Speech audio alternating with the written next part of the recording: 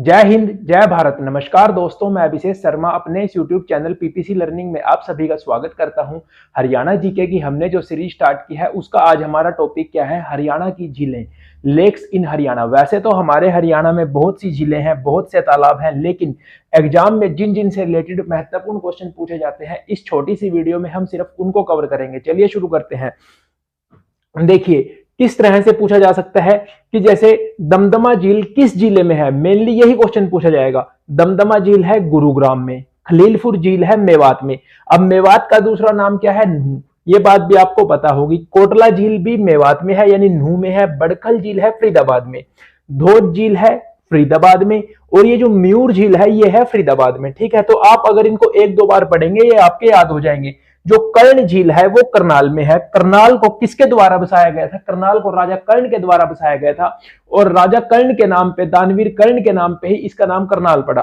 तो ये जो कर्ण झील है इसको अन्य किस नाम से जाना जाता है? अगर आपसे पूछा जाए चक्रवात झील कहां पे है तो आप कहेंगे वो कर्ण झील का ही नाम है यानी करनाल में है। टिक्कर ताल है मोरनी में। अब मोरनी कहां पे है? जो टिक्कर ताल झील है वो मोरनी में है। मोरनी कहां पे है? पंचकूला में है। अब तक हमने मोरनी के बारे में क्या क्या पढ़ा? एक नदी है हमारे हरियाणा में, उत्तर पूर्वीय पोहा तंत्र की टांगरी नदी। टांगरी नदी का उद्गम स्थल कहां पे है? मोरनी से है। टांगरी हरियाणा की एकमात्र बड़ी नदी है जिसका उद्गम स्थल हमारे हरियाणा से ही है, यानी ये मोरनी की पहाड़ियों से निकलती है। और यानी मोरनी कहां पे है? पंचकूला जिले में। और क्या पूछा जाता है? मोरनी की सबसे ऊंची चोटी या हरियाणा की सबसे ऊंची चोटी कहां पे है? मोरनी की जो सबसे ऊंची चोटी है वो है क्रोहो। इसकी जो ऊंचाई है वो है 1514 मीटर। ठीक है, जो मोरनी पहाड़ियां हैं उनकी सबसे ऊंची चोटी क्रोहो है जिसकी ऊंचाई 1514 मीटर है। चिल्ली झील है फतेहाबाद में। अब क्वेश्चन क्या पूछा जाता है? हमारे जो भारत देश है, हमारा जो भारत देश है उसकी गुलाबी नगरी किसको बोला जाता है? जयपुर को। लेकिन क्वेश्चन अगर पूछा जाए हरियाणा की गुलाबी नगरी किसको कहा जाता है तो आप कहेंगे फतेहाबाद को। फतेहाबाद को किसने बसाया? फिरोज शाह तुगलक ने बसाया, फतेह खान के नाम पर बसाया। ठीक है, तिलियार झील है रोहतक में। डबचिक झील है पलवल में। अब जो ब्रह्म सरोवर है वो है कुरुक्षेत्र में। कुरुक्षेत्र को अन्य किस नाम से जाना जाता है? धर्म क्षेत्र के नाम से जाना जाता है, जहां पर प्रसिद्ध महाभारत का युद्ध हुआ, जहां पर भगवान श्री कृष्ण ने अर्जुन को गीता का उपदेश दिया। देखिए जो ब्रह्म सरोवर है इससे रिलेटेड एक और क्वेश्चन पूछा जाता है। ब्रह्म सरोवर को अगर क्वेश्चन पूछा जाए हरियाणा की किस झील को या किस सरोवर को लघु महासागर कहा जाता है तो आप कहेंगे ब्रह्म सरोवर को। किसने कहा था? अबुल फजल ने कहा था। अब आप कहेंगे अबुल फजल कौन है? अगर आप हिस्ट्री पढ़ते हैं तो आपको ये बात अच्छे से पता होगी। अबुल फजल तीसरे मुगल बादशाह अकबर के दरबार में जो नवरत्न थे उनमें से एक था अबुल फजल। इसने क्या कहा है? ब्रह्म सरोवर को लघु महासागर कहा है। ठीक है, यहां पर गीता जयंती लगती है आए साल, बहुत विशाल होती है, बहुत ज्यादा उसमें मेला लगता है, बहुत सी चीजें होती है उसमें, देखने की है, अच्छी चीज है। सुल्तानपुर कहां पे है? गुरुग्राम में, यानी सुल्तानपुर झील कहां पे है? गुरुग्राम में। अब देखिए एक क्वेश्चन जहां पे बहुत से बच्चे गलती करते हैं, ब्लू बर्ड और फिर ब्लैक बर्ड झील में। देखिए जो ब्लू बर्ड झील है वो तो है हिसार में, हिसार शहर के अंदर ही है। हिसार एक जिला भी है जो 1966 में सबसे बड़ा जिला था। जब हमारा हरियाणा बना था उस समय हमारे हरियाणा में सिर्फ 7 जिले थे और उनमें से सबसे बड़ा जिला था हिसार।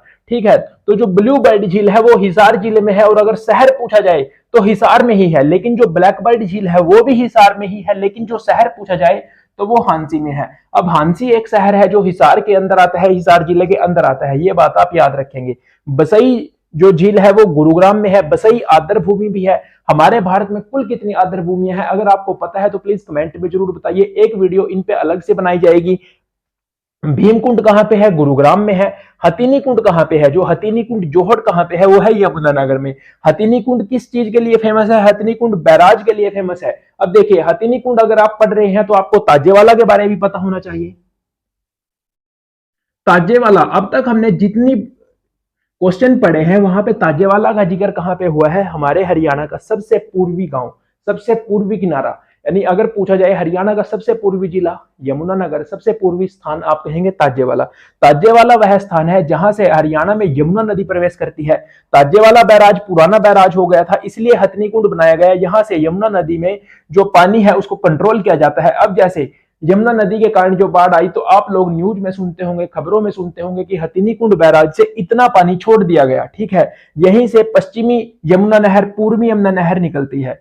फिर है सन्निहित सरोवर। सन्निहित सरोवर कहाँ पे है? कुरुक्षेत्र में है। यहाँ पे किसके लिए फेमस है? ये पिंडदान यहाँ पे किए जाते हैं। अब देखिए, जो ब्रह्म सरोवर है और जो सन्निहित सरोवर, दोनों के दोनों कुरुक्षेत्र में है, दोनों के दोनों धर्म क्षेत्र में है। अगर पूछा जाए सूर्य ग्रहण के दिन लोग यानी जो श्रद्धालु है वो कहाँ पे स्नान करते हैं? तो वो सन्निहित सरोवर में भी करते हैं और ब्रह्म सरोवर में भी करते हैं। सूर्य कुंड कहाँ पे है? यह है फरीदाबाद में। अनंगपुर भी फरीदाबाद में है। घाटा झील है गुरुग्राम में। तो अगर आपसे पूछा जाए लघु महासागर तो आपका आंसर होगा ब्रह्म सरोवर। अगर पूछा जाए लघु महासागर किसने कहा ब्रह्म सरोवर को, तो आप कहेंगे अबुल फजल। अबुल फजल तीसरे मुगल बादशाह यानी कि अकबर के दरबार में जो नवरत्न थे उनमें से एक थे। तो अगर आपको आज की वीडियो अच्छी लगी हो, प्लीज चैनल को सब्सक्राइब जरूर कीजिए और हमारे साथ इस वीडियो सीरीज में बने रहिए। थैंक यू, मिलते हैं अगली वीडियो में।